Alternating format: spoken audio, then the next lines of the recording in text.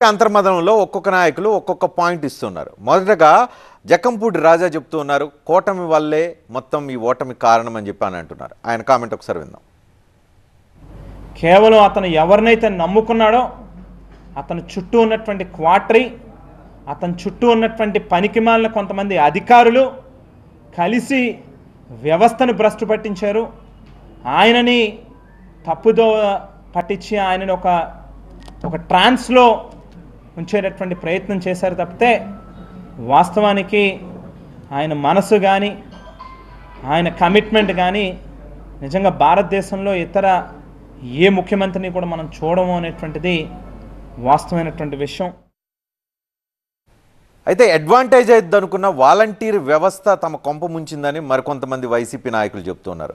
ప్రజలకు దూరమయ్యాం ఈ వ్యవస్థ వల్ల అనేది ఆ నాయకులు, ప్రధానంగా కేకే రాజు వైజాగ్లో పోటీ చేసిన కేకే రాజు విశ్లేషణ.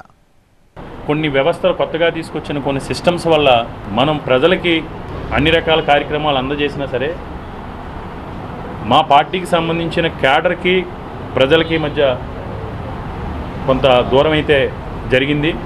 ఎందుకంటే కొన్ని కార్యక్రమాల్లో క్యాడర్ ఇన్వాల్వ్మెంట్ లేకుండా కొన్ని కార్యక్రమాల్లో, ఎందుకంటే నిజాయితీగా మాట్లాడాలి, క్యాడర్ ఇన్వాల్వ్మెంట్ లేకుండా కొన్ని కార్యక్రమాలు అయితే జరిగినాయి. సో ఇంకా 3 రాజధానుల ఇష్యూ, ఆ 3 రాజధానుల్లో ఒకటి వైజాగ్ రాజధాని ఎగ్జిక్యూటివ్ క్యాపిటల్ అనేది. వైజాగ్ రాజధాని రెఫరెండం అని చెప్తూ వచ్చారు. ప్రజలు ఇచ్చిన తీర్పు ఖచ్చితంగా రెఫరెండమే. అంటే 3 రాజధానులు ప్రధానంగా ఎగ్జిక్యూటివ్ క్యాపిటల్కు వ్యతిరేకంగా వైజాగ్ ప్రజలు తీర్పు ఇచ్చారనేది గుడివాడ అమర్నాథ్, మాజీ మంత్రి గుడివాడ అమర్నాథ్ విశ్లేషణ. ఎందుకు అంటున్నారంటే ప్రధానంగా వైసీపీ ఓట్ షేర్ ఇక్కడ 23 అంటే 30% లోపడి 29.9. అదే కూటమి ఓట్ షేర్ 63.9 అంటే అత్యధిక ఓట్ షేర్కు చేరుకున్న పరిస్థితి కనిపిస్తుంది. సో దట్ మీన్స్ వైజాగ్ ప్రజలు క్యాపిటల్ వద్దని, 3 రాజధానులు ప్రధానంగా ఎగ్జిక్యూటివ్ క్యాపిటల్ వద్దని రెఫరెండం చెప్పారు అనేది గుడివాడ అమర్నాథ్ విశ్లేషణ. విశాఖపట్నాన్ని మీరు క్యాపిటల్ అని చెప్పారు అనేటువంటి విషయాన్ని అడిగారు. దాన్ని రెఫరెండంగా మీరు తీసుకుంటారా అని చెప్పి లాస్ట్ టైం నేను పత్రికా సమావేశంలో మాట్లాడినప్పుడు కూడా కొంతమంది అడిగారు. డెఫినెట్గా ప్రభుత్వం తీసుకున్నటువంటి ప్రతి నిర్ణయాన్ని, ఆ రోజు మేము ప్రభుత్వంగా తీసుకున్నటువంటి ప్రతి నిర్ణయానికి ఎన్నికలు అనేటువంటి రెఫరెండం ఫలితాలు వచ్చాయి కాబట్టి డెఫినెట్గా దాన్ని అంగీకరించాల్సినటువంటి అవసరం ఉంది. అంటే ప్రజలు ఇంకా ఏదో కోరుకున్నారు అనేది సీనియర్ మోస్ట్ నాయకులు బొత్స సత్యనారాయణ చెప్తూ ఉన్నారు. ఎంత మంచి చేసినా ఇంకా ఏదో వాళ్ళలో వెల్త్ మిగిలిపోయింది, ఆ వెల్త్ కోసమే తమకు ఓటు వేయలేదు అనేది బొత్స విశ్లేషణ. మేము ఇచ్చిన పరిపాలన కంటే, మేము ఇచ్చిన సంక్షేమం కంటే, మేము ఇచ్చిన చేసిన అభివృద్ధి కంటే వాళ్ళు ఇంకా చేస్తారని ఆశించారు, చేశారు. తప్పేముంది? మేము ఒక మెడికల్ కాలేజ్ పెట్టాము జిల్లాకి, వాళ్ళు 2 పెడతామని అనుకుని ప్రజలు ఆశించారేటో తప్పే ఉంది.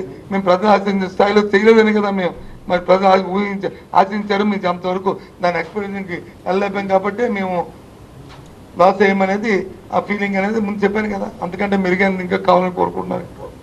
ఏటో జగన్మోహన్ రెడ్డి పాలనలో 5 సంవత్సరాల్లో 2.70 లక్షల కోట్ల డిపిటి అంటే నేరుగా బ్యాంక్ అకౌంట్లో వేసిన డబ్బు, దాంతోపాటుగా మొత్తం 3.5 లక్షల కోట్ల వెల్ఫేర్ ఏదైతే చేశారో ఈ వెల్ఫేర్పై అంటే సంక్షేమంపై చర్చ జరగాల్సిన అవసరం ఉంది. ఇంత వెల్ఫేర్ జరిగిన తర్వాత కూడా ఓట్లు పడలేదు అని అంటే వెల్ఫేర్ అవసరమా లేదా అనే విషయం మీద సుదీర్ఘ చర్చ, విశ్లేషణ అవసరమన్నది తోపుదుర్తి ప్రకాష్ రెడ్డి భాష్యం. మరి 2,69,000 కోట్ల రూపాయలు 5 సంవత్సరాల కాలంలో పేదల ఖాతాల్లోకి వేసిన జగన్మోహన్ రెడ్డి గారినే ఓడిస్తే ఈ దేశంలో ఏ రాష్ట్ర ప్రభుత్వం కూడా సంక్షేమ పథకాలు ఇవ్వాలనేసి ఆలోచన చేయదు. కాబట్టి ప్రజాధనాన్ని ప్రజలకు పంచకుండా ఈ దేశవ్యాప్తంగా ఉన్నటువంటి బీజేపీ ప్రభుత్వాలు కావచ్చు, కేంద్ర బీజేపీ ప్రభుత్వం కావచ్చు, అభివృద్ధి పేరుతో దోపిడీకి తెరలేపవచ్చు అనేటువంటి ఒక కుట్రలో భాగంగానే ఈ సంక్షేమ పథకాల ప్రభుత్వాన్ని పడగొట్టారని నేను భావిస్తా ఉన్నా. మరి సో ఇంకవన్నీ ఇలా ఉంటే లాస్ట్ పంచి మనదే అని చెప్పి రవీంద్రనాథ్ రెడ్డి ఓ పంచి విసురుతున్నారు. అదేంటంటే ఈవీఎం ట్యాంపరింగ్ అయి ఉంటుంది అని నిన్న మాట్లాడారు. కానీ మొత్తం విశ్లేషణలో ఇది పంచ్ లైన్ అనుకోవచ్చు. ఈవీఎం ట్యాంపరింగ్ అయిందనేది రవీంద్రనాథ్ రెడ్డి చెప్తున్న మాట. వ్యవస్థలను మేనేజ్ చేసే చంద్రబాబు నాయుడు గారు